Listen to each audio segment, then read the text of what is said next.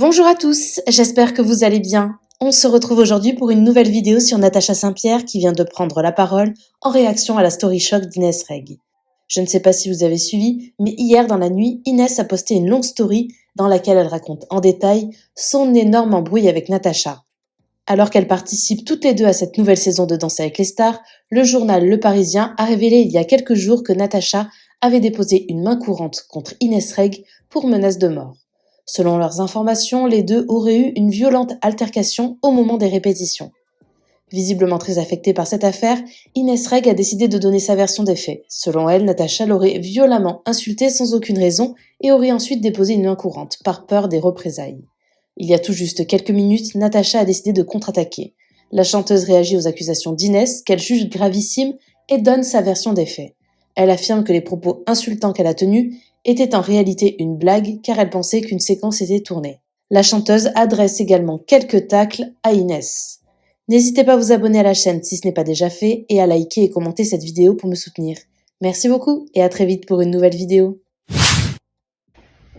Cette histoire, elle aurait dû rester en famille. Elle aurait dû rester dans la famille Danse avec les stars.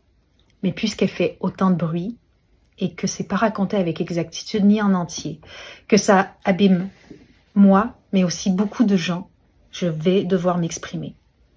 Le 31 janvier, dans la première semaine de tournage, on répète dans les studios. Il y a 2 salles de danse, 2 au premier étage, 2 au rez-de-chaussée, juste en dessous, puis une salle où on mange. Il y a plein de petites salles complémentaires pour les interviews. Ce mercredi-là, en après-midi, je m'entraîne et je suis filmée.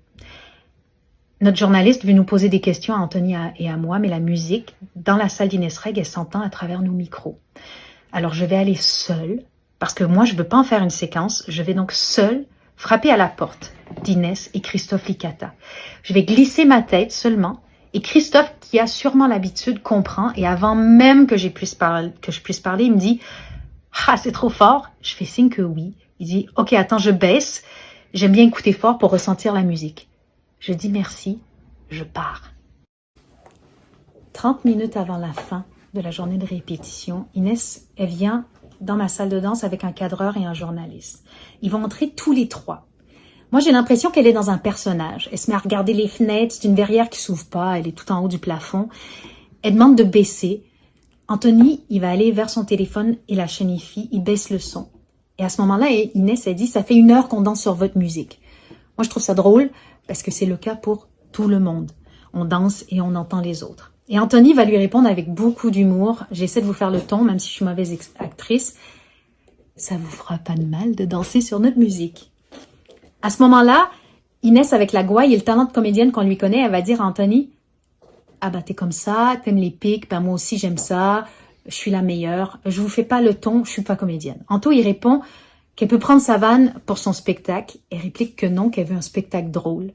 Et elle le dit avec un ton bien sarcastique. C'est un vrai ping-pong que je trouve drôle entre eux. Je me dis même, elle a bien mouché Anthony. Anthony aussi, il la trouve drôle. Elle se tourne vers moi, elle me dit, alors que j'ai pas encore parlé, « Non mais toi, t'es toute douce, toute gentille. » Puis elle va reprendre sa joute avec Anthony. Je me souviens même, elle dit, c'est une excellente comédienne. Je me dis, moi, que je suis ici depuis que quelques jours seulement, les premiers primes vont avoir lieu, là, dans 9 jours, je dois jouer le jeu et donner des moments en coulisses aux caméras. Alors, je prends un personnage à l'opposé de ma personnalité, je rentre dans ce personnage et je dis, je suis peut-être douce et gentille, mais si tu es méchante avec mes amis, je peux l'être aussi. Je me souviens de l'altercation d'Inès avec Valérie Trierweiler qui a fait le buzz dans Pékin Express. Puis je me dis, moi je vais faire un running gag et je vais reprendre les mots de Valérie Trierweiler. Et donc j'ajoute, maintenant, petite salope, sors. Je la raccompagne jusqu'à la porte et je lui fais même un bisou sur la main parce que j'imagine qu'on vient de faire une séquence drôle. Et quand je reviens dans la salle de danse, je dis à Anthony, elle est cool Inès, elle a du second degré, on peut blaguer avec elle. Puis on recommence à danser. Christophe Licata, il va venir nous voir pas longtemps après. Il nous dit, les insultes, je cautionne pas, c'est pas possible. On sent qu'il est en colère. On se regarde étonné avec Anthony, on comprend pas trop parce qu'on se dit, ils font la suite de la blague peut-être pour avoir le dernier mot, ils veulent nous faire croire qu'ils y ont cru. Je vais donc décider de jouer cette séquence et je vais aller me pseudo-excuser, persuadée qu'elle va me dire, Ah, on vous a fait peur, hein? Vous avez pensé qu'on vous avait cru. Comme elle n'est pas dans sa salle de danse, je descends. Elle est dans le couloir en bas avec plusieurs personnes. Elle regarde le sol. Moi, je pense même à ce moment-là qu'elle regarde le sol parce qu'elle a peur de rire. Et là, je m'excuse. Elle avance, elle me répond pas, elle monte l'escalier. Je la suis et je lui dis, je suis dans une séquence, moi. Hein. Mais Inès, tu peux pas imaginer que j'étais sérieuse, que je pense ça. Elle s'arrête, elle se retourne et elle me dit en colère, j'espère bien que tu ne le penses pas. Elle veut pas parler. Elle entre dans sa salle de danse et elle fait. C'est à ce moment-là que moi, je comprends qu'elle rigole pas et que c'était pas une séquence d'humour qu'on tournait. Je peux donc évidemment pas la laisser être triste et en colère. Je suis, moi, catastrophée. J'en parle à Anthony et Anthony me dit « Attends, je vais aller voir Christophe Licata et on va apaiser les choses. » C'est pas la première fois que des personnalités s'échauffent dans Danse avec les stars. Anthony va frapper à la porte de la salle de danse d'Inès Règle. Il essaie de parler avec Christophe. Et moi, du couloir, j'entends Inès qui hurle et qui injurie Anthony. J'entre à mon tour dans la salle de danse où est Inès et je m'excuse sérieusement. Elle est dans une furie impressionnante. Elle crie, elle nous invective, Anthony et moi. Et Anthony, qui essaie de calmer le jeu, se prend un tel torrent d'insultes que je lui dis « Parle pas ». Je veux pas qu'il y ait un propos déplacé en voulant me protéger parce que depuis le début, il est impeccable. Puis je veux que ça reste comme ça. Dans la pièce, il y a un journaliste et un caméraman. Ils ne filment pas. Il y a Christophe Licata et il y a plusieurs autres personnes qui font partie. Moi, je veux vraiment l'aider à s'apaiser. Et je lui dis, même si elle crie, que j'entends et que je comprends sa colère. Puis à un moment donné, elle va me dire qu'elle entend mes excuses, qu'elle me croit sincère. Et elle va à nouveau tourner sa colère sur Anthony. Et elle lui dit, là, excusez mon langage, qu'elle va l'enculer, le nier, que c'est pas fini. Et avec beaucoup de colère, elle me dit, et toi, si tu comprends pas ce qu'il a fait, t'es pas mieux que lui. Mais évidemment que je comprends pas ce qu'il a fait parce qu'il a rien fait. Puis elle va dire à Anthony de manière très violente, qu'est-ce que tu vas faire? Qu'est-ce que tu vas faire? Elle s'avance devant lui, elle a une attitude menaçante. Puis elle ajoute, t'inquiète pas, c'est pas fini.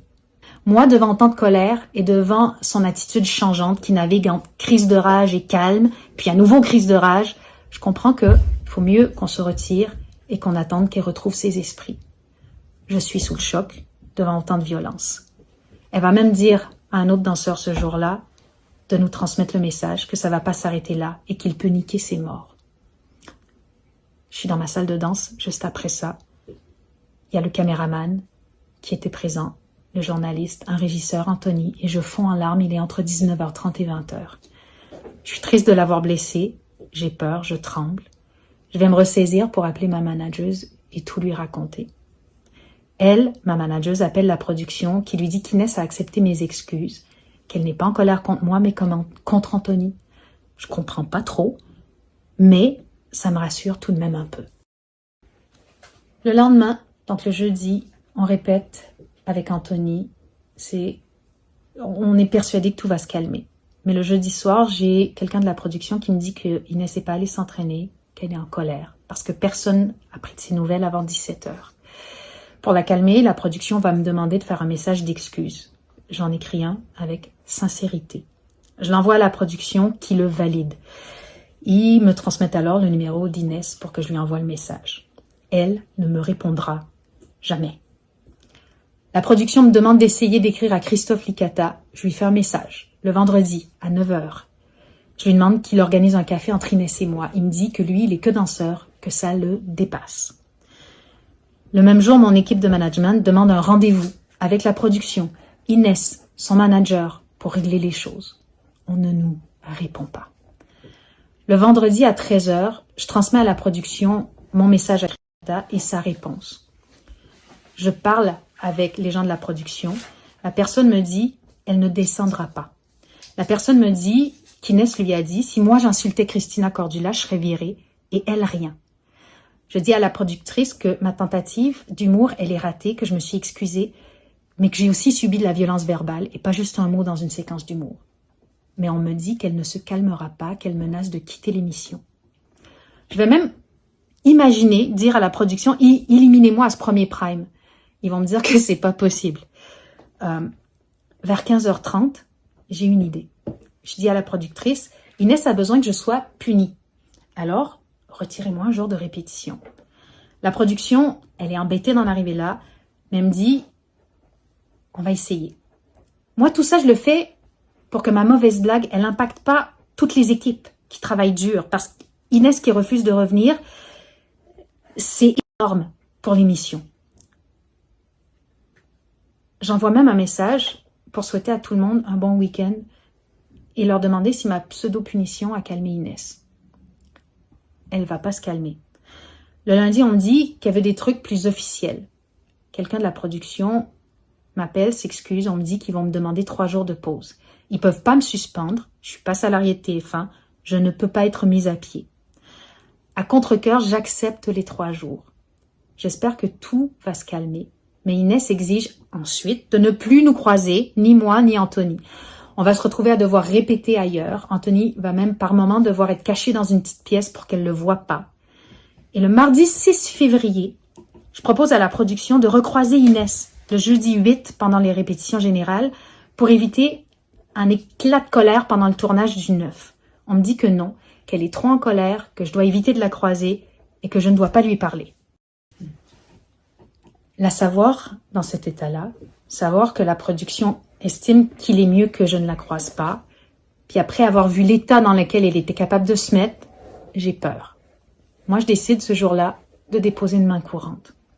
Plus tard, j'apprends qu'Anthony aussi a fait une main courante parce que lui aussi s'est senti menacé. Toutes les équipes ont été choquées du traitement différencié entre moi, qui fait une mauvaise blague, et les conséquences que ça génère, et Inès, qui nous injurie sans excuse. Le jeudi 21 mars, Inès m'a appelé. Je rentrais à la maison. Il était 19h passées. Elle m'a demandé si j'avais fait une main courante. J'ai dit que oui.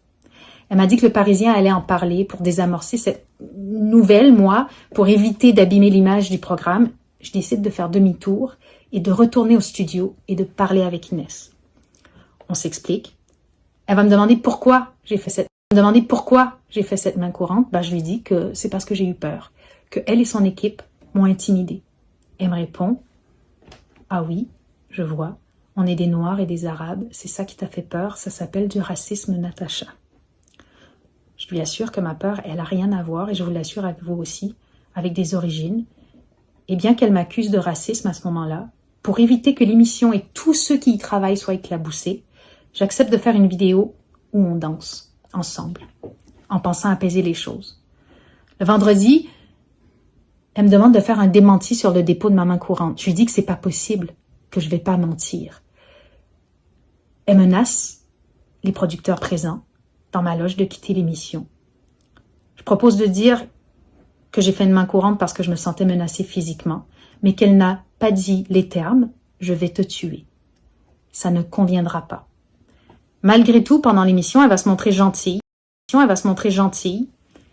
Et elle adresse la parole à Anthony pour la première fois depuis des semaines. Je pense donc que toute la poussière va retomber et que c'est réglé. Mais ce matin, j'ai vu ses stories.